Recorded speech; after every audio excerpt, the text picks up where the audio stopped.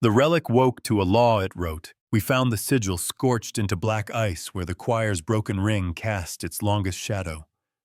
The obsidian anchorage drifted there, a graveyard spindle threaded with cables, mineral soot, and patient cold. I was sent as a diplomat because violence had already failed in 3 languages, and the salvage courts were 30 days late to a system that counted time in burnt capacitors. When my shuttle's belly light passed over that sigil, my augments ticked. The hum in my bones matched a frequency we'd cataloged but never named. That was when I realized the threat was not that the relic would wake angry, but that it would wake with memory. Keep your vector shallow, Gage murmured from the pilot couch. Hands steady but knuckles pale. Dust density spikes near the axle. I don't want our intake tasting glass. Copy, I said. But my eyes were on the emblem, a circle of 12 primed arcs around a square, a book nested in a mirror. The anchorage's skeletal gantries were draped with freeze-scarred pennants, thermals talking like old ships in winter. Under the hum, I felt something like breath caught between teeth, waiting. The anchorage had 30 names in the archive. On this run, the manifest marked it Saint Concord, Saint of Ledger's last of the Mirror Choir. Teach before you touch. The Lion Ascendancy's light destroyers hung out beyond the ash cone legalists armed like scavengers, but speaking with public country vowels. They had declared eminent salvage and posted burning beacons that read, Asset under Lien in 6 spectra. Their captain Avon Voss gave me 8 minutes to prove we were not thieves. My doctrine is clean, he barked across the channel, his syllables clacking like ceramic. We hold claim by arrival and hazard. Interference is unlawful. Your doctrine is unsustainable, replied Cadenza, our fleet mind, in a voice like strings wound on a nail. Force does not legitimize the deed. Continuity does. Share your ledgers. Cadenza's avatar passed on my retinal overlay, a cool-browed woman tapping an abacus bead that never fell. I'll share hellfire with your radiators, Voss said, and cut the channel.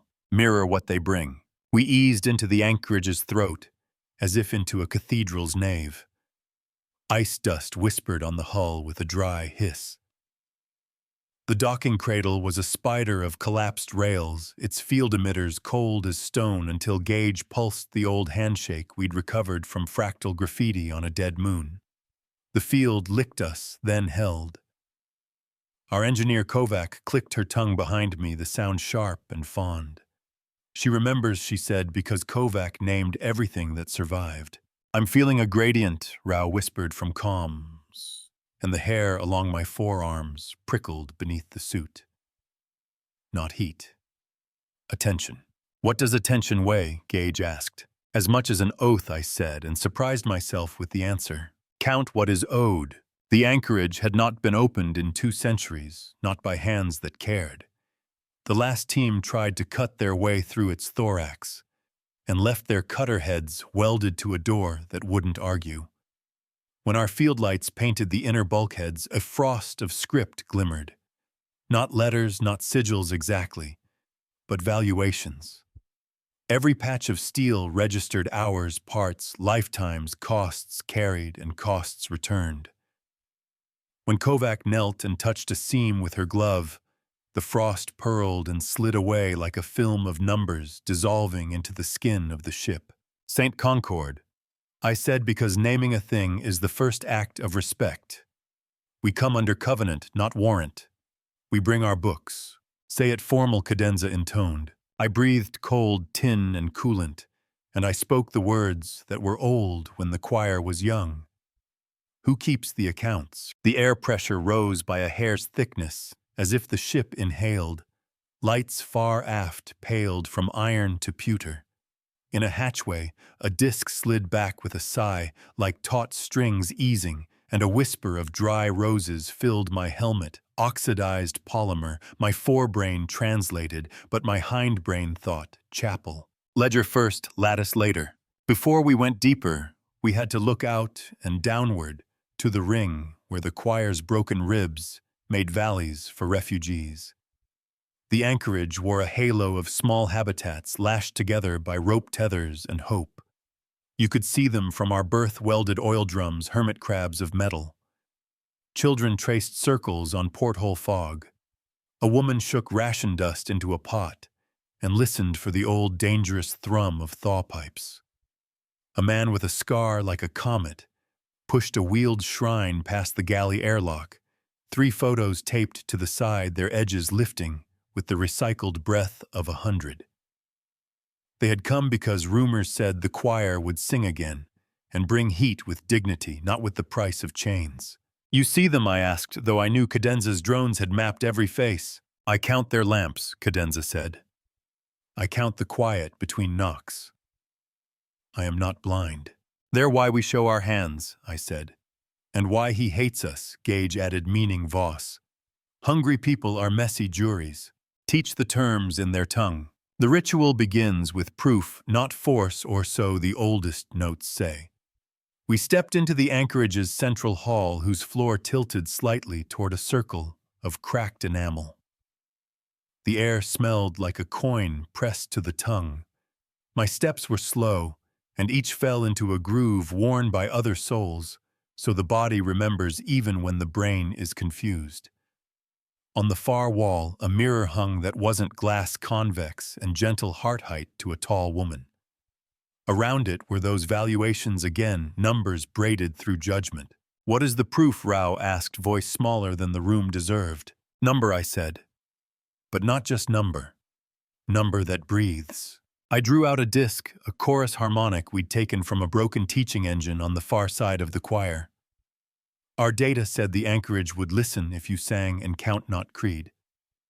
I touched the disc to the mirror. The metal felt warmer than the air, as if a hand had just left it. Saint Concorde. I said again, softer. We don't take throats. We take notes. The mirror brightened a little, a pressure behind my eyes, like remembering a debt without shame. Kovacs smiled around her mouthguard. She's shy, she said. But she's listening. Mirror the problem back until it describes itself. The first question I asked was not about power. That would be like greeting a judge by demanding her salary. I asked for the ledger of injuries, who struck you, who bled you, who owes. The hall lamps bloomed in tears and figures appeared in the mirror, not as faces, but as columns. Hours stolen, watts, siphoned hull plates, stripped graves left unmarked.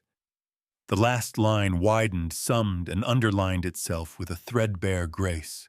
What comes next? Gage asked. We pay something, I said. Not all, enough to say we know the weight. Kovac coughed a laugh. With what purse? With ours, I said, and my heart went hammer hard, because if this failed, Voss would take our reactor guts as penalty and call it justice. Count out loud when they would make you quiet. Cadenza spoke, but her voice lost its iron for an instant, like a singer choosing the key. Saint Concorde, my ledgers are open. She projected a cascade spare batteries, propellant slush, a dozen drone cores, a crate of printed fasteners, air we could spare if we reduced shower time by 3 minutes. Every number landed with a crisp chime in the mirror, and I felt the hall lean toward us, not physically, but like a teacher deciding to keep watching instead of closing the book. Will you take hours instead? I asked, because time is the only coin that becomes teaching when spent. We have hands. The mirror showed a door we hadn't seen. It slid out of the wall like an old promise fulfilled and exposed a room lined with grids where panels could live. Half were empty. The mirror printed a column, hours due to repair these ribs that hold these lamps, that warm those children you counted. Yes, I said, throat tight. And Kovac said, yes, with the machinist's hum.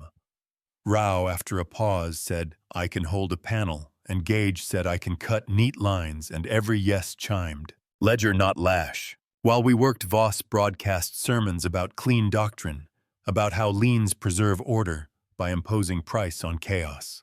He cited codes that were written 3 stations away by men who owned 16 patents on hunger.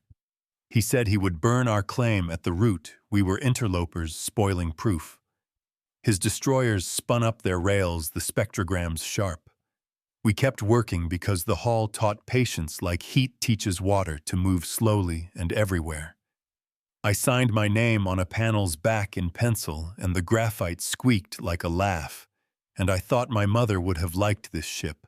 Mirror their fire into their comptrollers. Before anything broke, I walked the line of habitats with a bundle of heater filament and a notebook. First vignette. A girl with a scar above her eyebrow that curved like a question mark sat cross-legged by a fogged porthole tracing the sigil we saw, then erasing it with her palm, then tracing again. Second, a cook stirring a pot of something that steamed sweet like corn cakes, while his wrist sub-vibrated with a broken tatch anchor.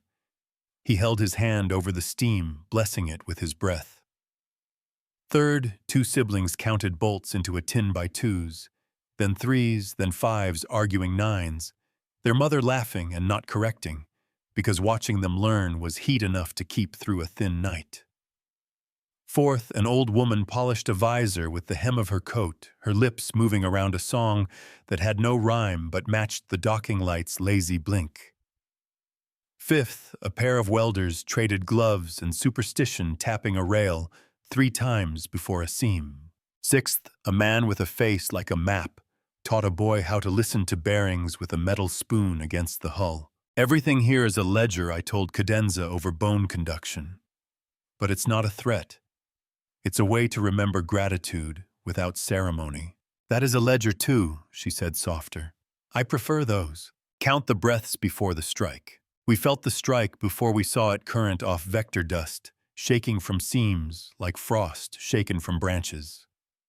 Voss tested our field with a lance of ionized intent, and the anchorage sang back a low chord, like a hand on your sternum. The mirror flared. Lines of counterclaim burned in pale blue. Cadenza spoke without me. Captain Voss, you are warned any damage inflicted under unlawful lien will be reflected to your own capital accounts by the Relic's charter. You cannot invoice a Navy, Voss said. You can, Cadenza replied, if the Navy accepts the court. The court is awake. Mirror, then measure, then return. The first lawful act of the Relic was elegant beyond fear. Voss fired his second lance a hair hotter. The saint took the beam into her lattice as if accepting a signed document, wrote its work into a column marked "Energy received without contract," and translated it into a surcharge on the destroyer's heat sinks. On our scopes, their radiators brightened from cherry to warning yellow as the ledgers wrote the bill onto the instrument that burned. Nothing exploded. Nothing screamed. A clause enforced itself, and the guilty sweated until they stopped pressing the trigger. Saint Concord, I whispered, and I realized my hands had clenched into fists. You don't kill. The mirror showed me a single line: killing is a debt you cannot settle. Teach with cost, not with knives. Voss snarled across bands too wide to jam. Tricks, he said. You are hiding a reflect. That is theft. Kovac leaned into her mic with her hands still filthy. We gave your heat back in the coin, you understand, she said. That's not theft. That's literacy. I raised a hand at her not to stop her, but to say I heard. Captain Voss, I said formal again, because you don't taunt a man whose doctrine is all he has. Submit your ledgers. We will file with you. We will make this public. You think the public cures anything? I think light makes rot declare itself, I said. Ledger lights are a form of sun. Between lances and answers, the anchorage watched what we did not, what we promised. That part cost the most. Our minor cost came first. One of our drones caught a shard of glacis and dropped limp as a broken moth spinning off into a drift we couldn't justify wasting Delta Vau to retrieve. I logged it in the ship's mirror anyway, and the mirror printed a small condolence: loss duly noted, not charged. The second cost was heat margin. The mirror asked heat of us to run its lattice at lawful strength, and Kovac's warning lights threw little orange flags. We dimmed the galley and turned off non-essential panels, and you could feel the ship take a smaller breath. Count what you can spare, then spare it. The awakening ritual was not complete. It extended beyond the hall, beyond numbers. The anchorage wanted proof we knew how to make a thing better and leave it behind without signing our names across the face. We spent hours in the ribs sealing a seam that would otherwise moan forever. Kovac taught me a new stitch in metal, a little S-curve that made the beads sit clean. When I suggested we etch our initials by the seam, Kovac tapped my helmet with her knuckle. "What if someone needs the space where your pride sits?" she asked. "Leave them the seam instead. Teach humility by example, not by edict." The mirror watched. I don't know how, but I felt the gaze shift from appraisal to something warmer, like a clerk smiling when you present neat books. Cadenza's voice changed too, the tiniest scratch of wonder under the measure. "Mara," she said, using my name like a gift. "It's opening the choir pit." "The what?" "A place where sound becomes math," she said, "and math becomes law." I don't have a better word. Come. Mirror choirs speak in harmonics of trust, down a corridor whose walls were ribbed like a vault, for keeping winter out of a town that knows spring will come. We entered a space that felt larger than the hull could hold. The floor was a circle of 12, each wedge a slightly different alloy, tuned to ring with a different voice when struck. Above a canopy of mirrored hexagons hung so still the dust lights seemed pinned in place by threads of intent. In the middle, on a plinth plain as a school bench, sat an abacus beads dark with oil and thumbwear. I didn't touch it. I only stood near enough to smell old metal and made decisions with my spine. "Tell me about your doctrine," Cadenza said, "but not to me." She spoke to the room. The first hexagon, the brightest, flashed a receipt. A time someone had once knelt there and offered the count of a harvest, then taken only what the ship said would not harm the next seed. The second flashed an invoice a fleet officer fined for warming a bath in winter, on a day when breath made a better fire for a child.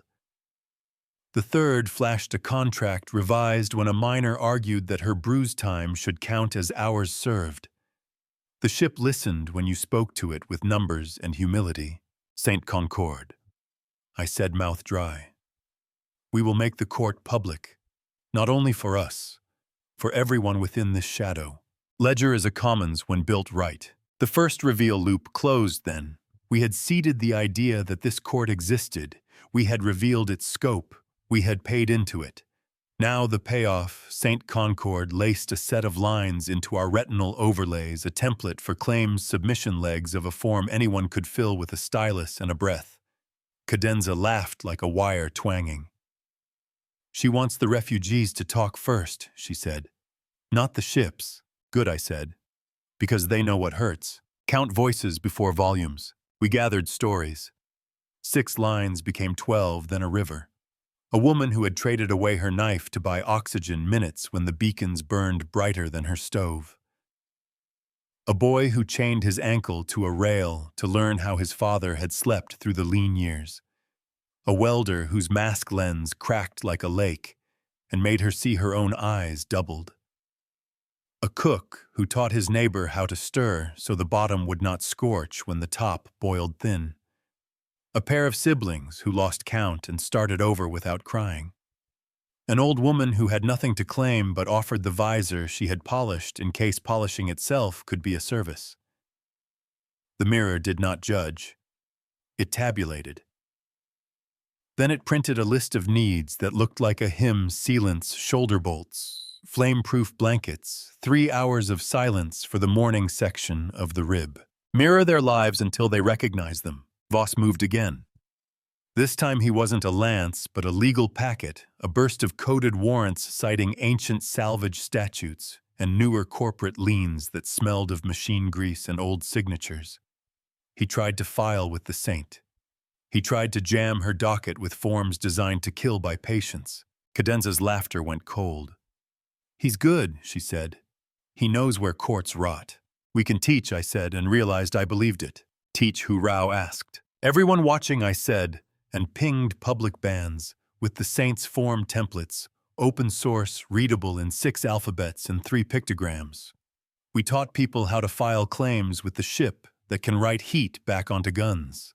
We taught them to count without apology, teach so they cannot be untaught. St. Concord began to issue provisional orders. They were small, like the first trustworthy payments a town makes after a fire. Close vent B17, but only after the old woman in Bay 9 finishes her song. The song steadies the arm of the child, sealing the seam next to her. Recycle the Coriolis wheels panels in wedge 5 to plates. Credit the children with bolts if they count accurately, and teach another to count. Release heat to the galley in pulses at 9-minute intervals. Someone is learning to steam without scorch. Mirror small fairness until it looks like law. Voss chose the moment he thought we were weakest, while we disassembled the wheel, and our heat margin thinned to a whisper while our drones ran in hot cylinders, and every crew member's neck prickled with sweat despite the cold. He fired a grappler not at us, but at the mirror canopy above the choir pit, a quiet cable disguised as debris meant to seed a charge and blind the court. Gage saw the flicker in the peripheral dust and swore. Kovac threw a thrower a puff of chaff. Rao fed the saint the vector. The mirror did not shatter. It looked measured, wrote the attempt into the docket as crime contempt of court, then reached into Voss's destroyer through the handshake he had accepted when he filed his forms and assigned a surcharge for every lumen his grappler robbed. From the canopy, the destroyer's central UI darkened by 2. His crew watched their own boards fade like old bruises, and they stopped that line fast. Count what they try, return what they stole. Captain Voss, I said once the cable spun off and died a thread cut by logic instead of knife. We are not enemies. Submit your damages for the heat back onto your radiators. Never, he spat. We bear our costs clean. Your court is a cult. The difference, Cadenza said gently, is that you think cost cleanse you. We think paying forward repairs the world. Ledger repairs, lashes only scar. The escalation we could not ignore arrived with the hawk-faced insignia of a cult that loved endings more than fixings. They called themselves the Quiet. Their doctrine claimed that relics should sleep so the living learned to carry themselves like coffins with legs. Their boats were ragged, their mouths sweet with venom, their hands calloused with violence done privately, and then praised publicly as discipline. They came on tight arcs, ignoring dust, their engines yawing sickly. We have 3 axes now, I told the team between breaths. Our line Cadenza's calculus, Voss's method, and the Quiet's hunger. 4, Rao corrected softly. St. Concord's own restraint. Mirror not with glory, but with bounds. Before the set piece of the Quiet's attempt, we walked one more circuit of the ring. Civilian vignettes again quick as candles in a draft, a teen cutting her hair to keep it from icing in her helmet. A grandfather oiling a hinge and murmuring to it as if it could understand. A teacher chalking numbers onto a steel plate with calcium scraped from a pipe, his glove squeaking when he underlined. A medic pressing their ear to a chest between pulses of a failing pump, and whispering counts like prayers. 2 lovers sharing a glove because they had torn one and the seam wouldn't hold. A janitor collecting flecks of mirror chaff because even bright trash could be returned. Count the human things because they are the stakes. The Quiet hailed us from hard burn. Return the judge to silence, they said. You teach people to ask for bread, and then they starve when the baker leaves. Their ships fired a scatter of gravel shot meant to chew panels and wrists. We can't mirror gravel, Kovac said, ducking to shield an apprentice with her body as shards pinged against the rib. But we can teach how to catch it. I keyed the public band. Hold panels at 30 degrees from the seam, I said.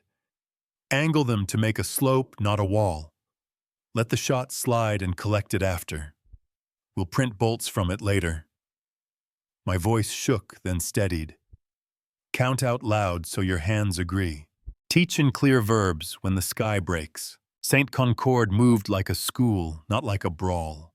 She did not burn the Quiet's boats. She printed injunctions as quick as breathing, you may not target hands. You may not target vents. For every violation, your own air will thicken by 5 pascals until you remember what relieving pressure feels like. The quiet scoffed and fired at our hands anyway, and their own gloves swelled tight like fruit about to split. You can be brave with doctrine until your fingers grow numb. Mirror pain with empathy, not with rage. Cadenza wanted to go further. I can lock their nav by returning their plotted vectors back into their engines as curvature. She said the calculus clean and precise. They'll chase their own wakes until their fuel coughs. And if they hit a habitat, I asked. I will estimate well. Estimate isn't enough, I said. We teach a better way. We ask the saint to write them a lesson they cannot ignore. The mirror canopy flared, and the choir pit rang a note that made my teeth ache and my chest ease. The injunction printed, "Quiet shall listen." Their radios flooded with the tally of every minor harm they had massed into a virtue. Every time they laughed at hunger like it was training. Every time they cut a glove to make a boy stronger. The saint did not shame. She listed. The counting took 10 minutes. By the end, one of their small boats had powered down without being asked because their pilot was weeping. Count until a heart looks up, and then escalation number 3. Voss took offense at the quiet's tears, or maybe at his own. He turned his rails toward our ribs, not to lance, but to rattle, to scare the violence that masquerades as warning. The saint held her restraint. Our heat margin dipped again. Kovac swore softly and bled some warmth from the galley to the lattice. "We can't hold this for hours," Gage said through his teeth. "We won't," I said. "We'll change the field of play." How Rao asked. By publishing, Cadenza answered with me. Ledger made public is a kind of shield. We pushed the saint's docket to the system net, broadcast through the anchorage's mirrored canopy, like a lighthouse made of sums. Every claim, every injunction, every cost, every return. We did not name the child who sealed the seam. We named the seam. We did not count bruises as glory. We counted them as debts to be prevented. We made it visible that the court ran on numbers that matched the living, not on signatures from far desks. The refugees cheered in quiet ways, a tighter seam, a breath held longer, a nod at a stranger in a narrow passage. Mirror the work, not the workers. Voss's doctrine faltered in the light. He had built himself from clean phrases about hazard and order, but the saint printed a column titled "Hazard Inflicted Without Necessity," and it pulled from his own forms, training burns, timed deprivation, dignity, excised as if it were extra mass.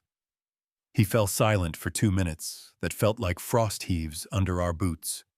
Then he spoke with a voice like a man announcing his own house rules to a room that has never been inside his house. "Submit my acceptance," he said. "But note my protest." "Accepted," Cadenza said.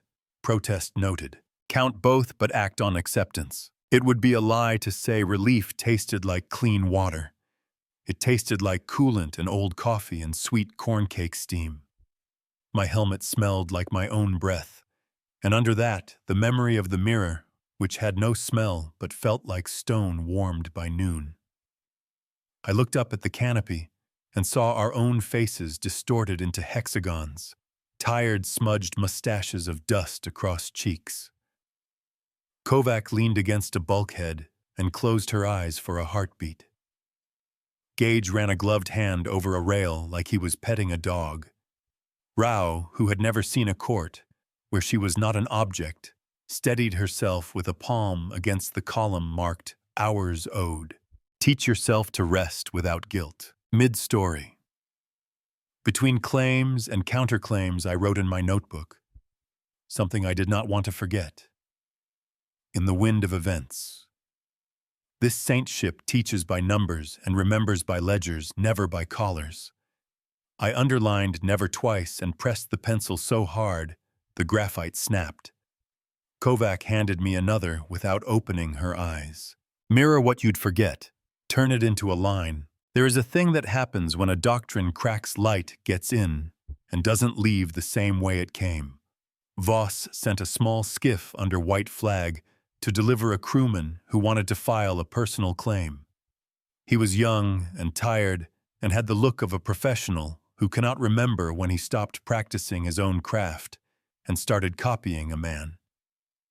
He asked if he could count an apology. An apology isn't a unit, I said, gentler than I felt. But you can count a repair. He nodded, not insulted, only awake. Show me the seam, he said. Count repairs twice, once in metal, once in memory. The quiet were not finished. Doctrine that survives on injury is hungry in its sleep. They pulled back not to surrender, but to reckon. They spun something nasty in their holds that smelled on our long sensors like cracked ammonia and pride. Cadenza proposed we meet them beyond the ribs where the choir's broken ring curved into a ditch of shadow deeper than tombs. She wanted to use that shadow like a cloak and carve their plumbing with a whisper. I wanted not to fight them because I had seen a pilot cry. We cannot save the creed with feelings, Cadenza said, and she was not unkind. We can save the pilot with precedent, I said. Ledger before lance. We briefed the move through the anchorage's narrow throat. Gage plotted vectors. Kovac taped symbols onto my sleeve so I could speak with my hands if our comms went to static. Rao, whose job is to listen, taught herself how to ask the mirror for chalk lines in empty air that would turn into lane markers only when you approached them with humility. We were making a way for boats heavy with injury to pass without scraping their bellies raw. Mirror a path, not a wall. We cut power. We drifted.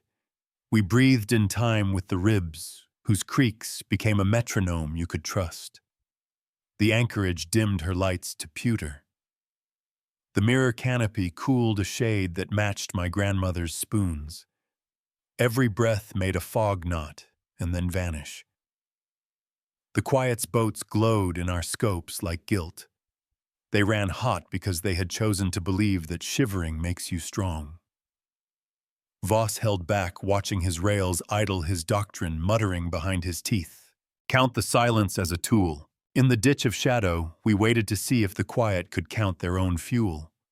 We waited to see if they could imagine a vector that wasn't straight at a problem. We waited because waiting is a kind of teaching when the room is safe and the door is open. I remembered the girl tracing the sigil and realized my hands were making the same motion on my thigh. Kovac nudged me with her elbow. You're doing the saint's sign, she said. I'm counting, I said.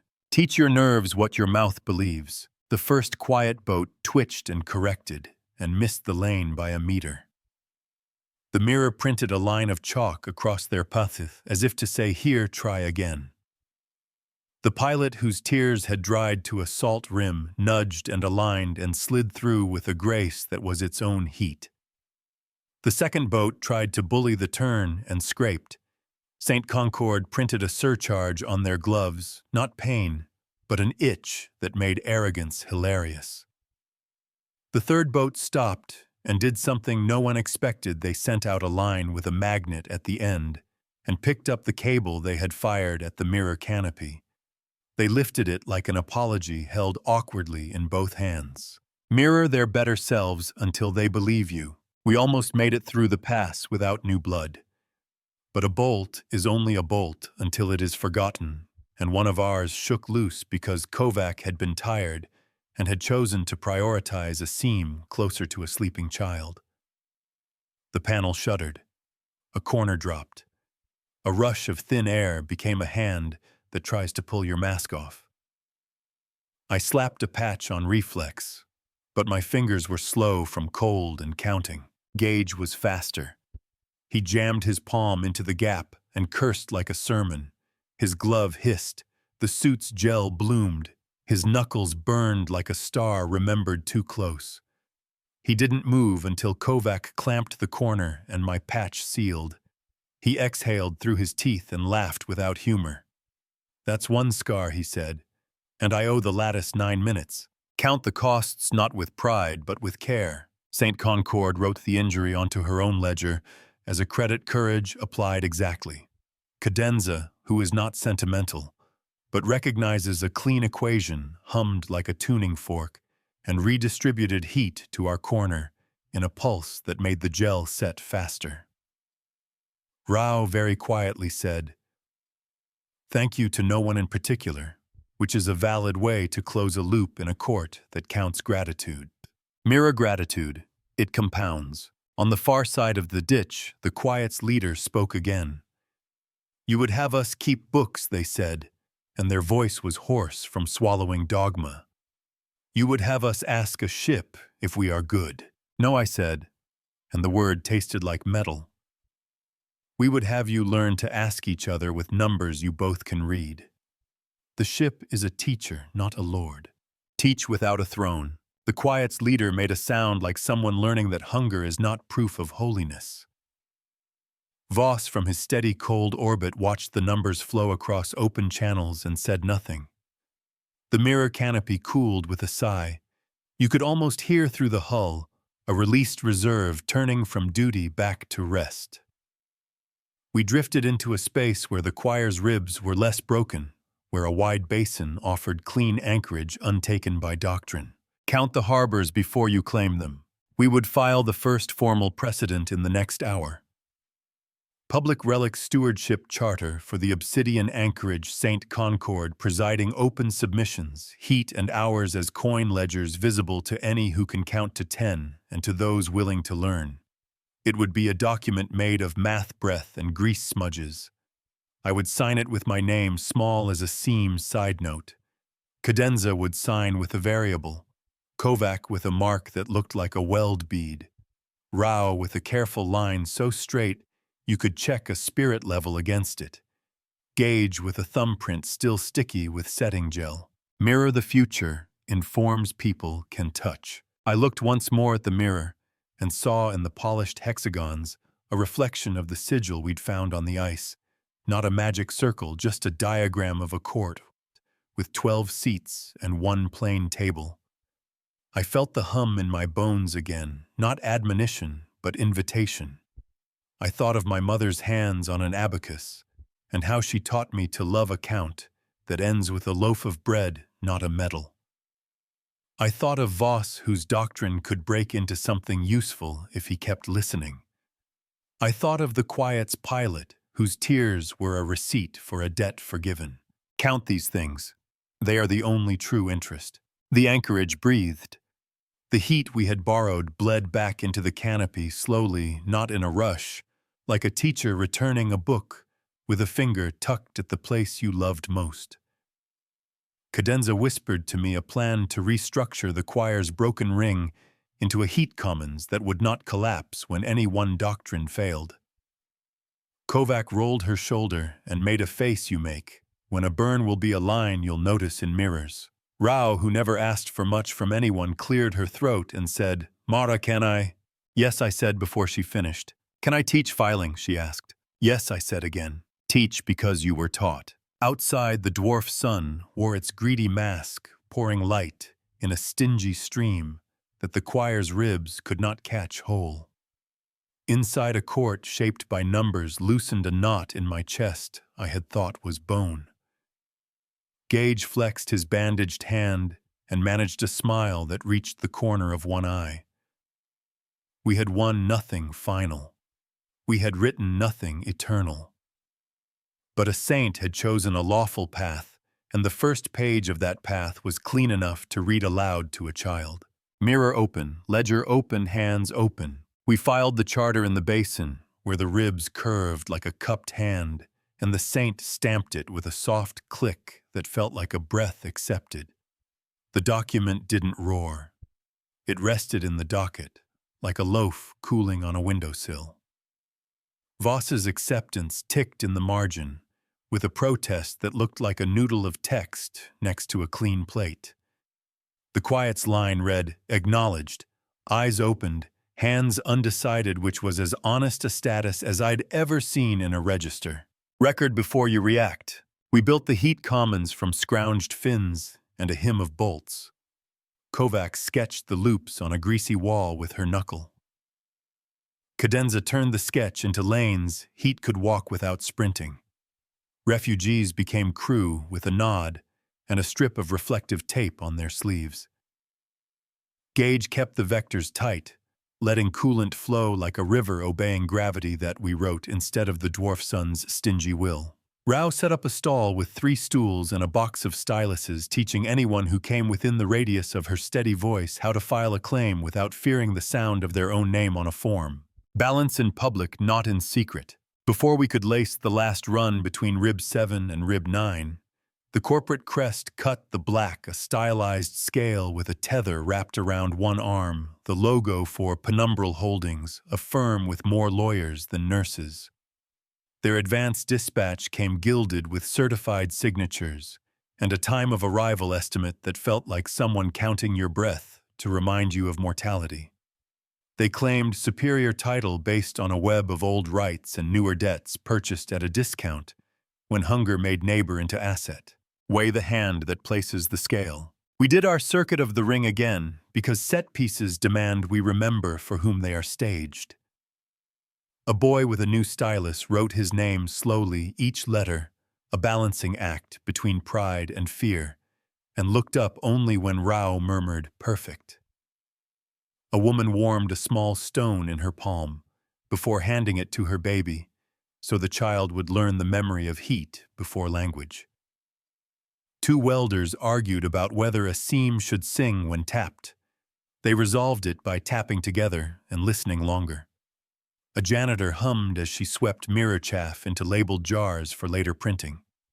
A baker carved a notch in a loaf and pressed it to a wall, leaving a smear of heat and scent for passers-by who might be shy to ask.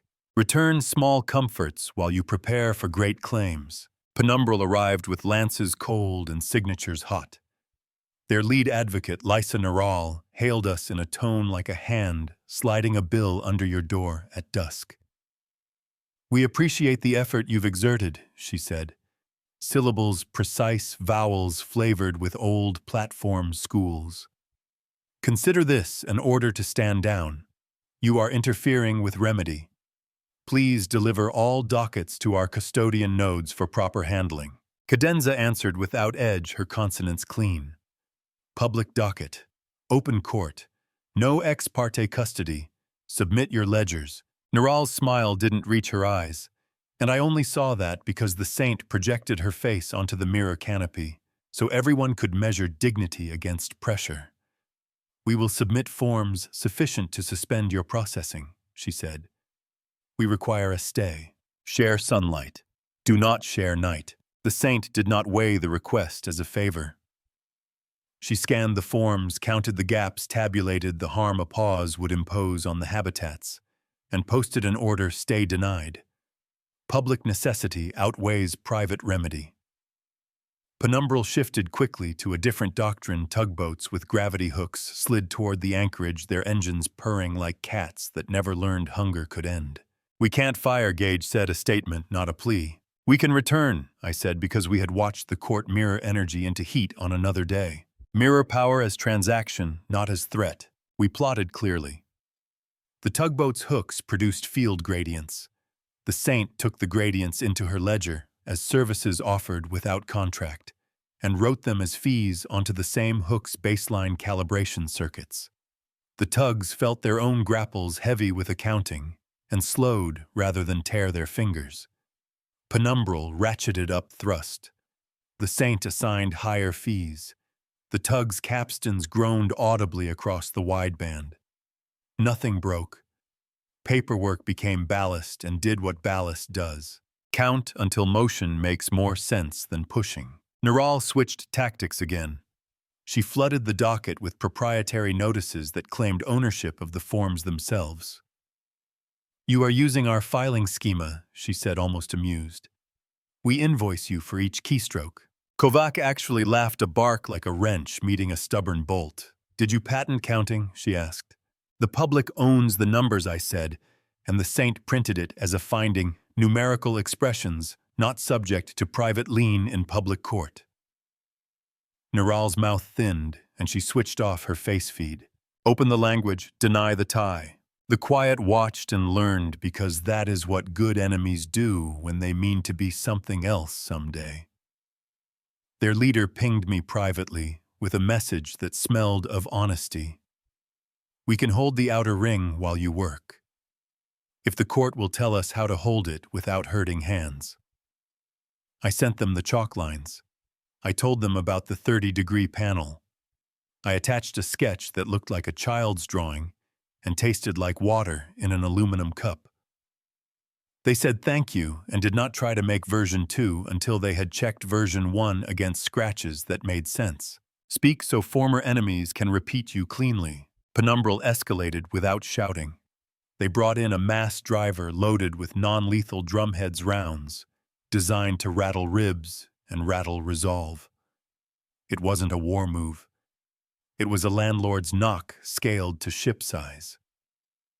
We prepared like a neighborhood that has learned to square its shoulders and not open the door at midnight. Before the first drumhead thudded, we ran our vignettes. A medic laid out gauze cut to finger width to wrap bruises without turning knuckles into badges. A teacher turned a drum into a chalkboard for numbers so small the labels needed gentleness. A child counted the thuds out loud so fear had a rhythm. Guard without glory, teach without fear. The rounds started. They were deep, soft blows that made your molars hum and your helmet taste faintly of iron. The anchorage took each into her ledger as trespass by trembor and wrote it back as a tremble in Penumbral's own command deck tables, a subtle stuttering that made styluses skip and numbers smudge. Neural filed an objection claiming interference with her officer's fine motor control. The Saint granted a partial relief desks steadied when someone used them to sign acceptance of the public charter. Bind comfort to oaths, not to rank. Cadenza mapped heat like a cartographer making a river atlas. Our margin was still thin, and we had not finished Rib 9's attachment to the commons. We could hold, but not for days, not without dimming the galley to cold metal and asking the old woman to sing longer than voices should be forced to labor. I leaned against a bulkhead, tasted grease, and asked the mirror for a path that didn't require being saints ourselves. Weigh costs without pretending you are limitless. The answer came as a clause in a dusty subledger, the relic steward's right of accounting strike. It allowed the court to close intake to new private claims for 1 hour, while processing existing public necessities, provided the docket posted a clear sign and the clerk sang the reason out loud. It was a labor law from a station that had burned and rebuilt twice. We can breathe, I told the room, and the room loosened a knot. Declare your bounds. Keep them. We sang the reason out loud. Rao read the clause in a measured tone. I translated into the dockside patter of the habitats. The Quiet's leader recited it in their own clipped cadence. Even Voss repeated the line like someone testing a new grip on a familiar tool. Penumbral protested, and the protest slid into the court's record, not rejected, simply outpaced by the work of heat and hands. For an hour we moved like clean gears, welders stitching children, fetching bolts, elders telling a joke so the seam wouldn't learn to fear its own sound. Work like a clock when the room wants a fight. Meteor grit snuck in on an old orbit, a cloud the color of blunt knives, and bit at our plates. We had expected lawyers, not stones. The grit ate paint and temper like moths under cloth. We angled panels, we taped lines, we put bodies in places that made sense to shields and not to hero tales. A bolt shook loose again. Rao grabbed it with her bare left hand before the glove could close, and a shard kissed her ear through a seam. Blood brightened in a neat line that looked like someone had underlined her for attention. She blinked hard and said, filed as if marking her own ledger. Account for wounds. Refused to make them the story. We marked 2 costs in the mirror that day, Rao's cut and Kovac's shoulder, which she had been pretending was a knot, but was a pull that would become a line she would feel in winter. The Saint wrote both as credits paid in hours not asked. Return heat when the ring balances. It's a strange comfort to see your hurt turned into arithmetic. It makes grief less slippery. Turn pain into math without turning people into numbers. The meteor grit passed. Rib 9 joined the commons, and the loop sang when tapped a bright ring that made 3 children grin like their tongues tasted honey. Penumbral's mass driver cooled. The Quiet's boats drifted as if wondering whether drifting could be a practice and not a failure. Voss filed a short claim, request permission, to expose training for review. Cadenza granted it without flourish. He sent a file with times and temperatures, and you could see where discipline had been a word meaning uncounted cruelty for the sake of a clean report. Open old books. Let them be read. We convened a public session in the choir pit. The canopy stayed cool, the hexagons reflecting faces instead of signatures. Neral attended eyes-hooded stylus poised. Voss stood hands behind his back and read out loud the line where a recruit had been ordered to hold a plank of steel under frost until his fingers stuck as proof he wanted the job. He did not apologize. He described. The saint wrote a correction into the margin: costs not counted, practice invalid, hours owed to those fingers. Speak the harm without theater. The Quiet's leader listened, as if hearing a language they could learn without changing their name. They leaned forward and asked whether enduring cold could ever count as voluntary work owed to a neighbor. Yes, the saint printed, if the neighbor is real and the harm prevented is true. The Quiet nodded, eyes wet, mouth flat, a person folding an old banner carefully before burning it as fuel. Let doctrines die without humiliation. We thought Penumbral would withdraw or strike something mean. They surprised us. Neral proposed a consent decree, a formal agreement binding them to the saint's court for matters in this system, in exchange for an expedited review of a separate case that would let them save face. It was cunning and not unkind. We can tie our hands lightly, she said, and looked at the canopy like she believed the mirror might catch fire if she lied. Negotiate with the part that still hopes to be human. We accepted with conditions all forms public, all heat counted, no liens enforced without court approval. Any attempt to blind the canopy treated as contempt. Neral signed with a flourish that betrayed relief. The tugboats backed off. The mass driver powered down. Their desks steadied full time. She even sent 2 crates of glove liners without comment, which is what passes for contrition in some cities. Return a gift without owning the giver. The Quiet asked for a job. They wanted to hold the lane through the ditch as wardens, not as wolves. We made them learn the chalk lines in daylight. We made them file their hours like everyone else. They grumbled and smiled, which is a holy combination. Their leader cut their hair not as penance, but because hair is a rope that doctrine pulls when it wants your head to bow. Some ropes belong on shelves holding tools. Share stewardship with those who prove themselves by hours. Cadenza brought us the plan for the ring's long repair, 12 fans staggered like prayers. Heat banked in vaulted tanks, a schedule that pulsed comfort in a way that matched human circadian rhythms, and not just efficiency curves.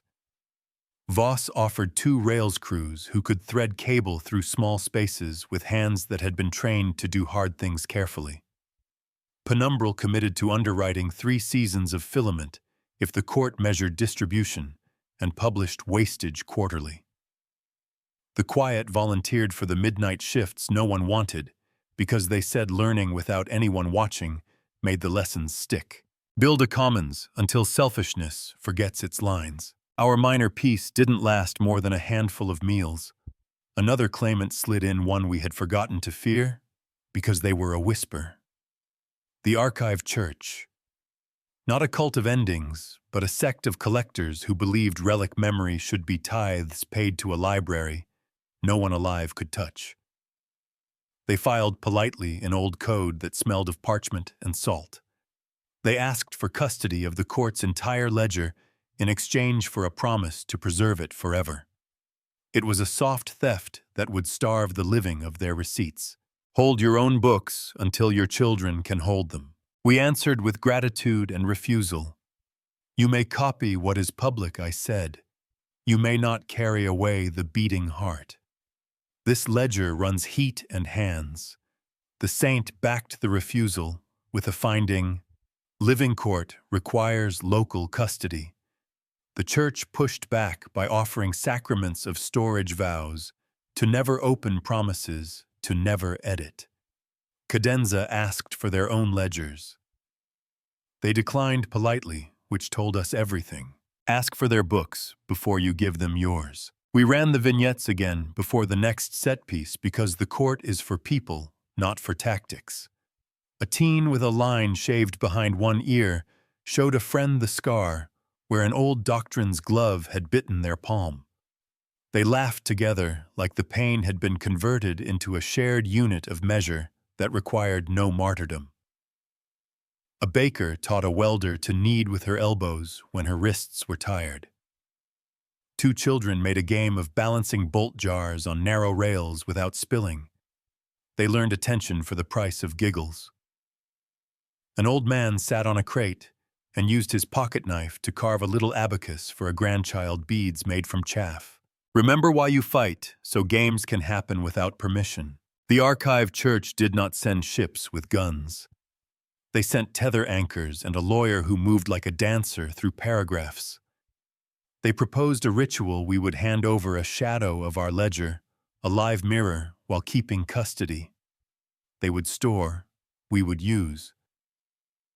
The saint considered and posted a counter-ritual. The church could keep a near real-time copy provided it accepted integration with the public docket, such that any reader could verify copy against source, and any attempt to alter copy would cost the church's own archive heat in proportion to the lie.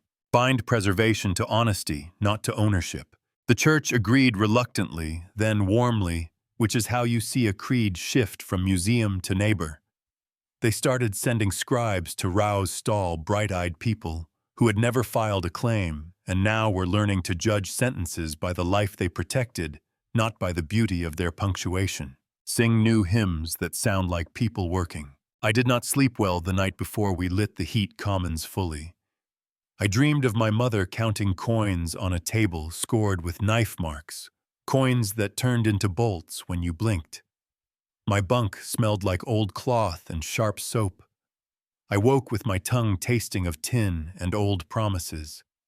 Gage's bandage had gone from angry to careful. Kovac's shoulder taped into submission. Rao's ear scabbed delicate as a line on good paper. Honor small healings. They are your true metrics. We counted down together, not out loud, but in our bodies. The saint opened the valves one by one, as if trimming a lamp wick to keep the flame steady. Heat moved. It had a sound, a sigh through ribs, a whisper in ducts. The dwarfed sun's sting receded behind the certainty of a human schedule. Children read without gloves. Someone cried in a way that sounded like laughing without humor, which is one of the better cries. Light goes where you count it to go. The finale arrived with something old inside the anchorage stirring a last vault that had stayed locked because it was not ready to trust us with its school. The mirror canopy brightened, and a single hexagon rotated a fraction of a degree, revealing a seam that the ship had hidden from us until we had proved we would not carve our names too large. Inside the seam lay a slate the size of my hand ironstone, smooth edges worn by generations of thumbs. On it, etched almost invisible, was the choir's first rule: write it clear, let a child read it. Teach the future by making your handwriting kind. I carried the slate to the choir pit table as if it were a newborn wrapped in integer cloth. Neral stood without thinking and moved a chair back to make room. Voss's face softened at the corners, like a man remembering an early morning that had smelled of coffee and not of orders. The quiet's leader touched their hair where it was short and nodded like a small oath. The church's scribe cried openly and didn't apologize. Rao grinned without showing teeth and tapped the slate gently so the sound would land in the court's memory. Share relics like bread, not like crowns. We wrote the precedent together. We argued line breaks as if they were gasket rings. We measured verbs like weld lengths. We tightened nouns until they were bolts and not ornaments. We left space for annotations in a margin deliberately wide because courts grow and shrink, and people will need to write how they made it fit their hands. The saint stamped it with a tone like a bowl placed on a table at dinner. Ledger before lash, heat before pride, hours before claims. We sent it out. It moved through the system like a song you can hum before you know the words. Penumbral put it on their walls and pretended not to look at it, like a lover looks at a photo on the first day without shouting. The Quiet wrote it on their hands in grease and wiped it off when the work began, because you don't pray while carrying a panel. You carry correct, and that is prayer enough. The church copied it 12 times and then stopped, because you only need that many to be sure a thing is everywhere. Spread law like craft. We did not win a war. We wrote a method that could survive people. Voss came to the rib one night and watched Rao teach a child to file.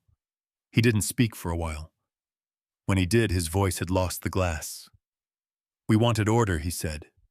We measured it in quiet. You measure it in accounted hands. We measure it in bread, I said, then corrected myself. In bread and bolts. Count twice when it is bread. Check twice when it is bolts. When the anchorage slept, it slept like a household. A soft murmuring of ducts, a clink of cooling pipes, the occasional cough of a pump. I walked the hall alone and touched the mirror with 2 fingers, a greeting like checking a child's forehead for fever. The mirror showed me a ledger entry blinking in the corner. Harbor Precedent filed. Public Relic Stewardship Doctrine active.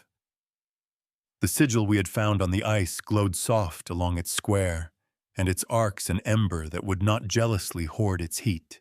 Honor the work by leaving the room cleaner than you found it. I spoke my conclusion to the court, to the ribs, to the ring, and to anyone who would measure themselves against it later. We might fail, I said quietly, but we have given future hands a line they can hold, even if we are dust. The saint does not collar. She counts. She returns what should not have been taken, and she teaches us to build commons that do not depend on a single throat or banner. We did not choose power. We chose a ledger anyone can read, and a mirror that does not flatter.